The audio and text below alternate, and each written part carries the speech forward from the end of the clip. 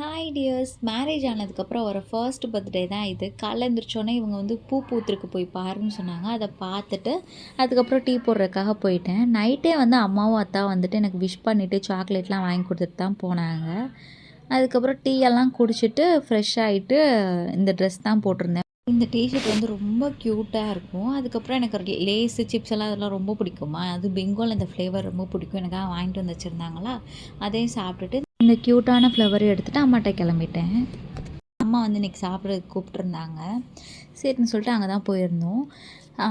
எனக்கா இன்றைக்கி பர்த்டேல ஸ்பெஷலாக அம்மா வந்து பிரியாணி, கிரேவி, தயிர் பச்சடி, கேசரி இதெல்லாம் பண்ணியிருந்தாங்க. எல்லாமே சூப்பராக இருந்துச்சு. அதுவும் இல்லாமல் இந்த பிரியாணியில் வந்து தயிர் பச்சடி, சிக்கன் இதெல்லாம் உள்ளே வச்சு சாப்பிட்றதே வந்து ஒரு தனி டேஸ்ட்டாக இருக்கும். அதுக்கப்புறம் ஈவினிங் போல் சாரீ உடுத்திருந்தேன். இந்த சாரீ தான் கட்டியிருந்தேன். இந்த சாரீ வந்து உடுத்துறதுக்கே ரொம்ப சாஃப்டாக இருக்கும். அதுக்கப்புறம் வந்து நைட்டு காளான் சாப்பிட்லான்னு சொல்லிட்டு காளான் சாப்பிட்டு 2 பார்சல் வாங்கிட்டு அங்கேருந்து கிளம்பிட்டோம். நைட்டும் பிரியாணியே சாப்பிட்டுக்குறோன்னு சொல்லிட்டு பிரியாணி சாப்பிட்டோம்.